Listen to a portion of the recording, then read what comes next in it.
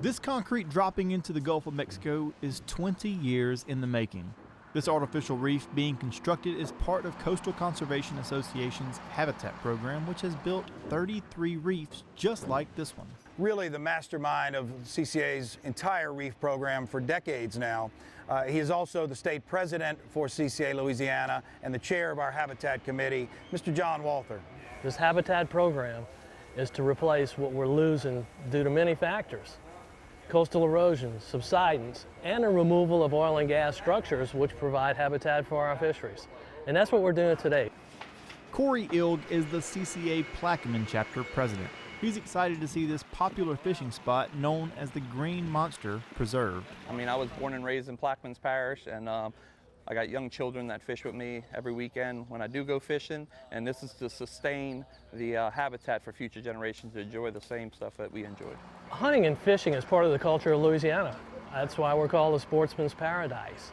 And that's why those of us who participate in these resources are so interested in conserving these resources so that we have them available for our future generations. CCA Louisiana's executive director, David Cresson, says projects like this would not happen without great partnerships. This is the combination of a lot of hard work by a lot of people. Wildlife and fisheries, obviously Mike and Ashley work great with us and we appreciate them. But then other partners came on board, like Chevron. We couldn't do any of this without them. But then folks like Tim Sander from Gainey's donated a bunch of material to us. Madare and Sons Towing, Deep South Construction, they came along, and it's just a combination of a lot of work coming together, and then the weather cooperating enough in these 3 or 4 days to where we can go do this. This is free material from Gainey's. Madare and Sons made a huge donation on their time and effort to make it possible for us to do this. In Venice, Louisiana, I'm Karl Wiggers for This Week in Louisiana Agriculture.